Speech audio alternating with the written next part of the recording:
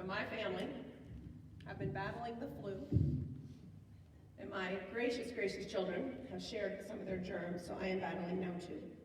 But I will overcome.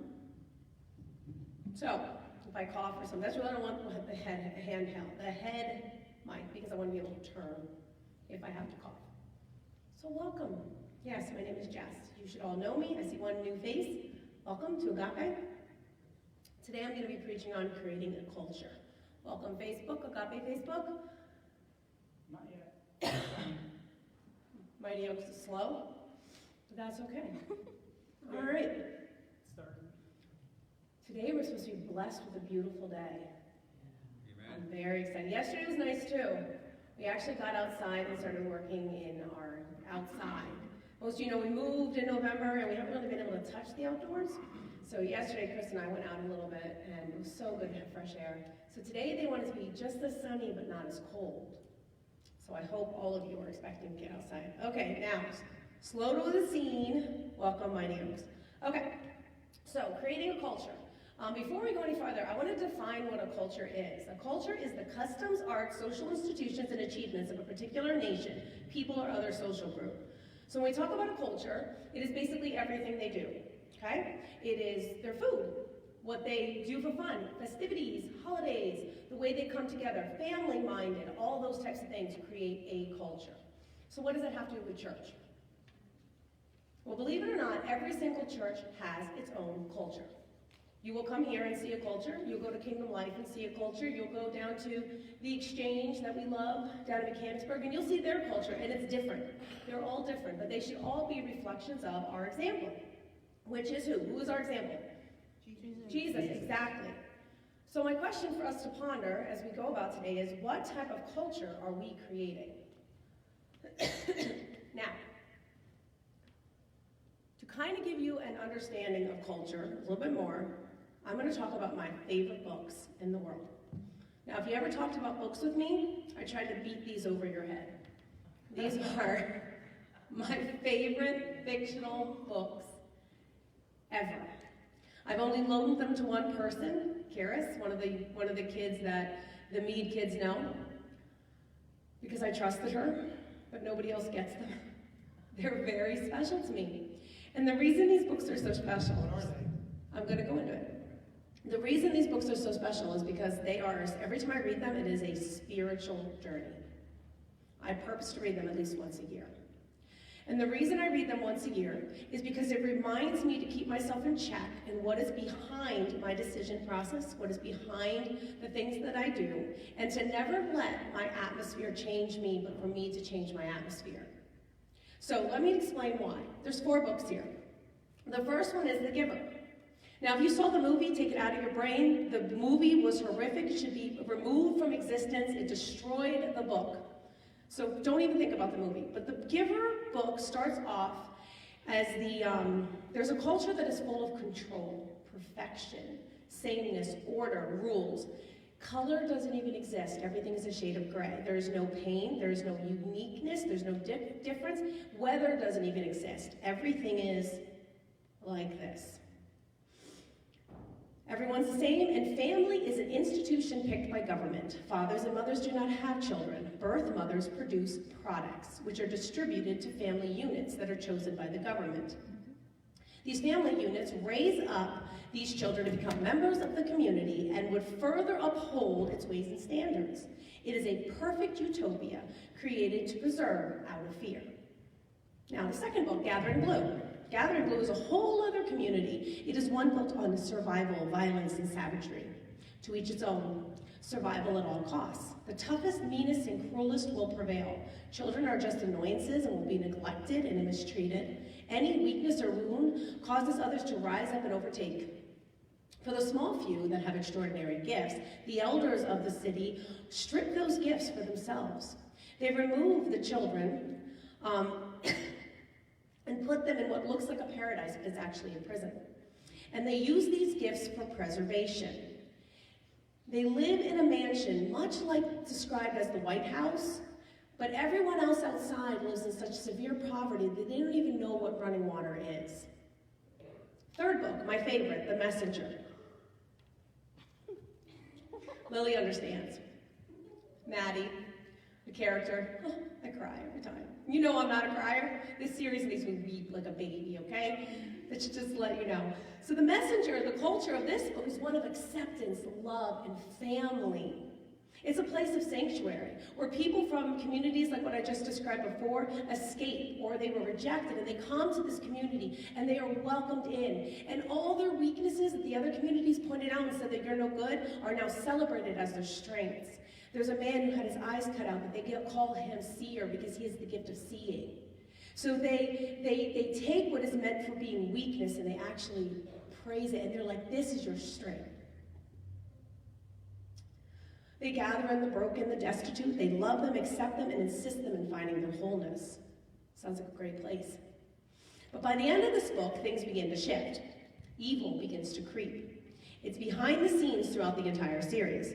It manipulates people into giving away pieces of themselves, the very things that they once celebrated. It causes people to rise up against each other. It evokes jealousy and greed under the guise of preservation. It uses fear of lack, poverty, and change to shift the culture. And by the end of that book, you start to see how simple fear has changed everything. The last book is actually 4 books into one, and there's another culture that's in the beginning, and this is one of simplicity, separation, removed from all things. It's a small village built in the crook of a cliff, and they are completely removed from a society. They don't even know that there's other communities. They think they're the only ones in the whole existence that actually walks the earth. They're removed from pain, anguish, but also from love and family and togetherness. It is a very simple life, living off the land and the sea. But evil still lurks in the shadows. It has no need to disrupt this culture, this little village, until people try to leave. And thus begins the story of weaving together these 4 books in a tale of good versus evil. See, the main characters of all these stories are children, around 12 to 13. They're all heroes. They're heroes that shift cultures and change the world, one community at a time, by simple acts of courage and love. And in the end, there's an epic duel between a young boy around 12 years old and pure evil, whose core being is fear. See, the hero realizes this fear, this evil is fed off of other sufferings. And he begins to call out name by name of those that this evil has tried to manipulate. And he calls out their names and says they're thriving. He speaks life where the evil meant death. The final blow was the lack of love that this being would never know. Fear was simply destroyed by truth and speaking life. This is why I love this book series so much. So does Lily. See, fear was behind every decision that minimized humanity, ignored suffering, propelled them to do horrific things, all in the name of preservation and survival. But love and compassion was thrust to save, heal, and confront the fear that was breeding underneath. That love and compassion caused a revival to this fictional world that mirrors our world so clearly. We are not that far away from any of these extremes. We should never think that we are. See, I wanted to buy these books for Christopher when he was about 13, and Chris talked me out of it. And not that it was, anyway, he just felt like, and Christopher really is a very advanced reader. He still is. He's actually purposing to be a writer. So it probably was maybe, because it's more towards 12 to 13-year-olds. So about, how many years ago were we at SeaWorld Resort? 2 or 3? 4? Yeah, I don't even know. It feels like recent. We were on vacation in Orlando. And I won't walk too far, I promise. And I wasn't even thinking about these books. We're talking quite a few years from the time when I wanted to buy them. Oh my gosh, Christopher's gonna be 20. If he was 13, it was 7 years ago. Jeez. And we were staying at this amazing resort. Chris was sent there on business. The family came along. We were at the SeaWorld Resort. He was at work all day. Me and the kids were living it up at the pool. It was fantastic. And so it was like the second night we were there, I fell asleep and I had a dream. Now, if anyone really knows me, they know that my dream life with God is pretty busy. And he often comes to me in my dreams and tells me to do things. Well, in this dream, he came to me and told me to go buy this book and read it immediately. Now, I hadn't thought about this book in a really long time, but I knew exactly what he was talking about. So that morning, I woke up and I knew better. When God comes to you in a dream, you do what he says to do. So my kids and I piled in the minivan and we Googled the closest bookstore. We went and bought the first book. I could not put it down. I finished it within that day. On the way home, we were traveling then from Florida to Atlanta. No. Where were we going after Florida? No, we were traveling home. On the way home, I made Chris find another bookstore. We've done a lot of traveling. Where I found this, the quartet, which is all 4 books. And I read the rest of them by the end of the week. I don't think I slept much that week because I could not believe what I was reading. I could not believe what had awoken in me. See, this reminds me of the cultures we create and how simple choices have us go backwards. And other simple choices can have us propelling forward. See, Bill Johnson, he's the main pastor. He's through Global, but he's a pastor out in Bethel. I have that right. I'm on cold medicine, so bear with me. He did a teaching years ago that was about us going in and shifting our atmospheres, changing the atmosphere, shifting the culture. And that impacted me, and these books remind me to do that. What is behind my decisions? Why do I do what I do? Is it because of love? Because of honor? Is it because of Jesus? Is it because of fear? Is it because of preservation? As a mother, if I'm grounded in fear, my children will have a foundation of fear in which to build their lives on. Okay? As a pastor, if I'm grounded in insecurity, the flock that I have to oversee will now be grounded in insecurity. But a mother who's grounded in love, well, now that's their children's foundation. That is a foundation that can propel them far. Pastor that is grounded in identity creates disciples who know who their Father is. See how it is important to know who we are and what we're doing. Okay, so our example. So what type of culture did Jesus create for us to imitate? Well, the best way to know what Jesus was doing is to go to the book, go to the Bible. My favorite book. So we're going to start with Matthew 4:19. Follow me and I will make you fishers of men. The stage has been set. So this is how we will change the world. This is how we will shift the culture and renew people.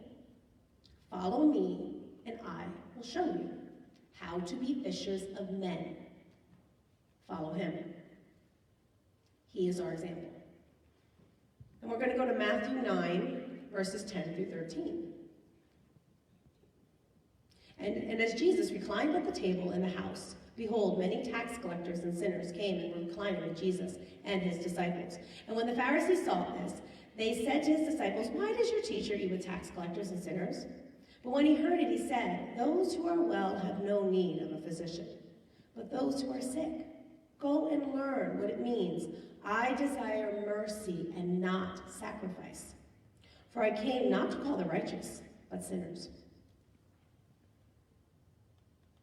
There's our target. Who did Jesus go to? The ones that society and the church deemed lost.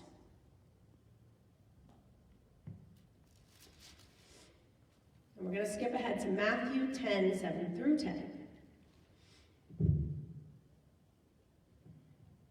And proclaim as you go, saying, the kingdom of heaven is at hand. Heal the sick, raise the dead, cleanse the lepers, cast out demons. You receive without paying, give without pay. Acquire no gold or silver or copper for your belt, no bag for your journeys, or 2 eunuchs, or sandals, or staff, for the laborer deserves his food. Go to the lost. Tell them about the kingdom. Do everything Jesus did. Give everything of yourselves. Do not hold back. Because we receive freely, we give freely. Don't worry about money or provision. You don't need to see it before you do it. It'll be provided as you go. That's what he told his disciples.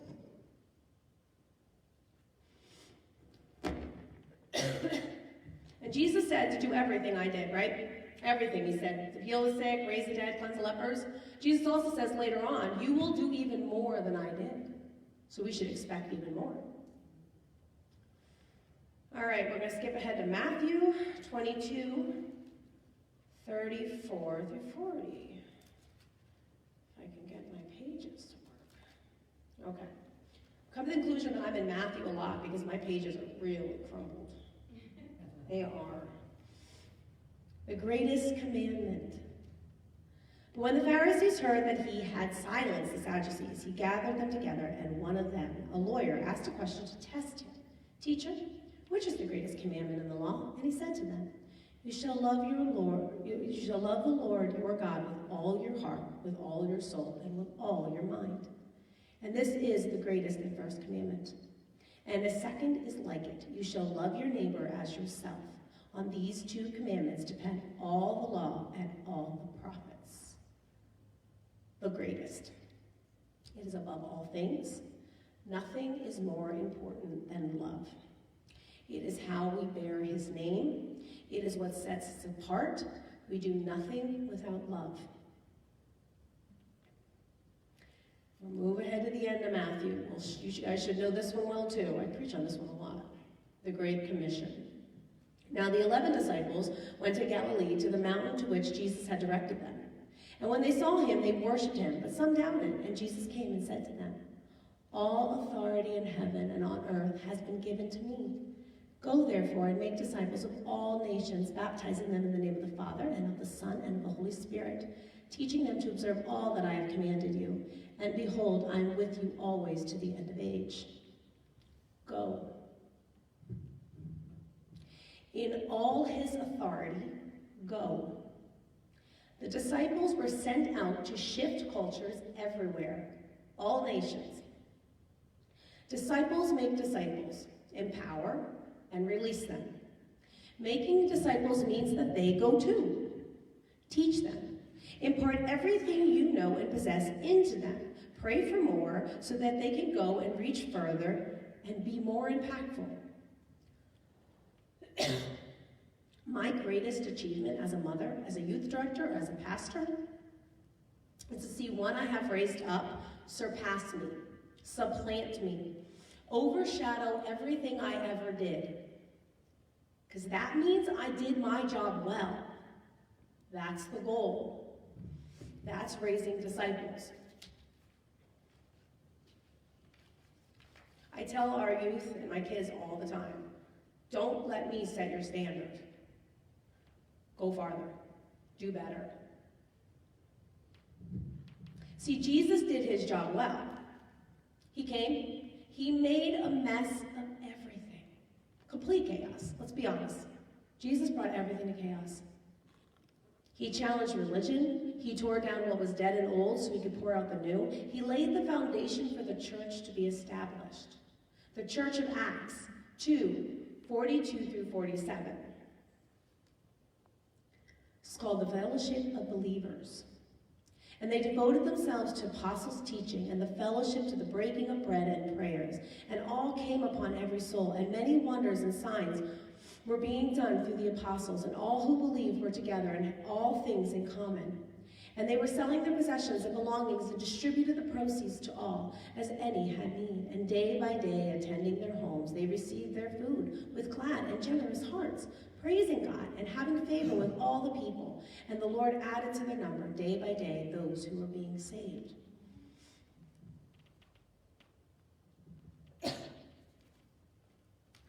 Are we mimicking that? Remember in the beginning I asked what kind of culture we're creating. Are we mimicking that? Do we see a culture built around the customs, the arts, the social institutions, and achievements of Jesus Christ? That was the definition I read earlier. If he's our examples, is that what we're creating? Is it a culture that is worthy to bear his name? The name of Jesus, one of love, honor, and wholeness. If not, we need to adjust accordingly, and we need to adjust immediately.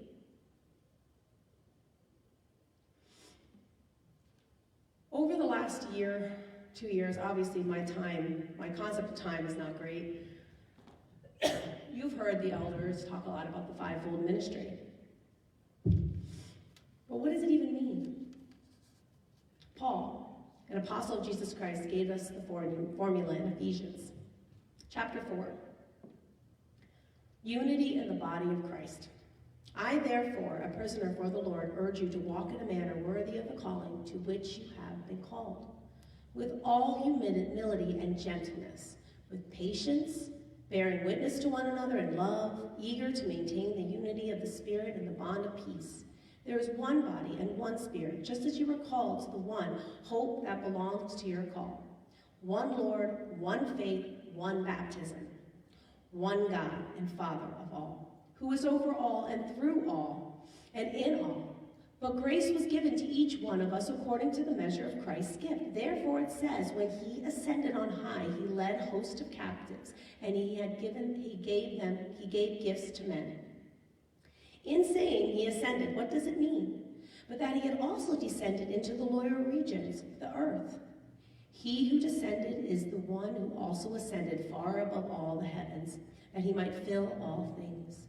And he gave the apostles, the prophets, the evangelists, the shepherds, the teachers, to equip the saints for the work for ministry and for building up the body of Christ, until we all attain to the unity of the faith and of the knowledge of the Son of God, to mature manhood, to the measure of the stature of the fullness of Christ, so that we may no longer be children, tossed to and fro by the waves and carried about by every wind of doctrine, by human cunning and craftiness and deceitful schemes. Rather, speaking the truth in love, we are to grow up in every way into him who is the head, into Christ, from whom the whole body, joined and held together by every joint with which it is equipped, when each part is working properly, makes the body grow so that it builds itself up in love. That, my family, is how we do it. It is the governmental structure in which we can build a church upon. It has the capacity, the ability, and the unity to create and release disciples to change the world, to shift the cultures wherever they are sent. That's it, man. We need to be reading this, studying this, living this. Every single thing we do needs to be from that perspective. And I'm going to tell you, I failed hard. I continue to fail. 13 years ago, Chris and I were sent here. We were not planning on looking for a church. We actually loved the church we were in. We were involved in everything you can possibly imagine, part of the prophetic corps, the deliverance team, doing all the stuff that we read about, all the stuff that God tells us to go do. We were doing. And then my husband has a dream that tells us to come here. So we were picked up and we were sent here 13 years ago. And I love this family, don't get me wrong. But we weren't looking, and here we are. See, Chris and I were sent here for a purpose. We were sent here because God had a plan, a mandate for us to carry something here. Just like when God sent people out, he had something he deposited in them that they were supposed to bring there. Okay? So there was something that we were to pour out to this body. And I will say we failed. We have failed many, many times. But I thank you for letting us learn. I thank you for giving us the ability to make mistakes. Thank you for being forgiven. And I wish I knew half the things I knew now when I came here 13 years ago. But isn't that what we always say? If I only knew. I didn't fully understand what it meant to come and create a culture, or shift, or build anew. I didn't fully understand that. And my hope, mine and Chris's hope, is that we can take anything that we did, anything we've learned, anything that we go away, because we go to a lot of stuff to soak up teaching and soak up knowledge and soak up direction, and we try to bring it back here and pour it out. And our hope is always that even if you get part of it, it's something. So when I read this to you and I bring this to you today, my question is to look around yourself in this church, in your home, in your families, in your workplaces, anywhere, even in your doctor's office, anywhere that you go and you have presence. Is that the culture that Jesus was creating? Does it look like him? And if the answer is no, what is behind my actions? What is feeding me? Is it fear? Because we'd be shocked on how often fear is the root of all evil. It really is. But hate, the real root behind hate is fear. ignorance, fear? Is it love? Is it compassion? Is it mercy? Is it desire to see wholeness? Those are good things.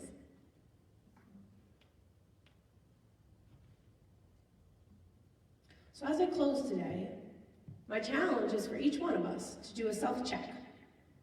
Because right now, I'd be standing here and Agape's been through some stuff. We've been through some stuff. We've been stripped pretty hard over the last 2 years. And on the outside, that looks pretty painful. And anyone who's been in it knows it's been pretty painful.